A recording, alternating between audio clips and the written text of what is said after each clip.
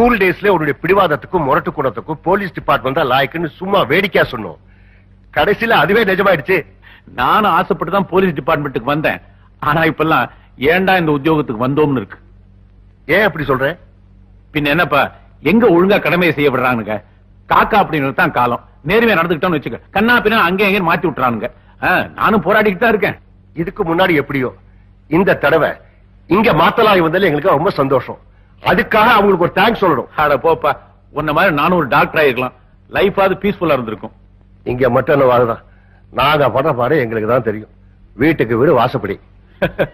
அப்புறம் இந்த வருஷம் எங்க மெடிக்கல் காலேஜ் ஆனுவல் ஃபங்க்ஷன் நீ கலந்துக்கிற. உன்னை கேட்காமல உன் பேரை இன்விடேஷன் போட சொல்லிட்டேன். என்னப்பா நீ அன்னைக்கு என் ப்ரோக்ராம் என்னவோ ஏதோ. உன் ப்ரோக்ராம் பத்தி எனக்கு கவலை இல்லை, நீ கண்டிப்பா வர. பிரிசைட் பண்றது யார் தெரியுமா? டிஸ்ட்ரிக்ட் ஜட்ஜ் லக்ஷ்மி, ஓ மிஸ்ஸஸ்.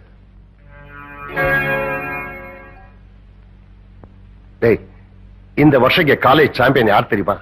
உன் பையன்டா சதீஷ். எனக்காக வராட்டாலும் உன் பையன் பரிசு வாங்குற அந்த ஆனந்தமான காட்சியை பார்க்கறதுக்காவது வாடா. அப்புறம் இன்விடேஷன் பிரிண்ட் ஆன அனுப்பிச்சு வைக்கிறேன். ஓகே?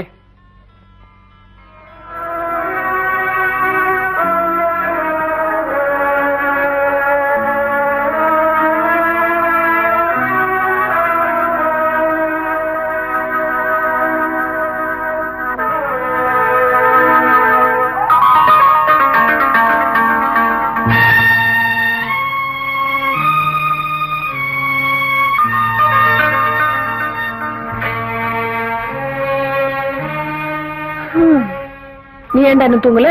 அப்பா வந்து முத்தா குத்தா தான் தூங்குவேன். அவர் வந்தா பேசின உத வாங்குவேன். இப்ப டைம் ஆயிடாச்சு, 12 ஆகுது. இன்னும் ஒரு வரல.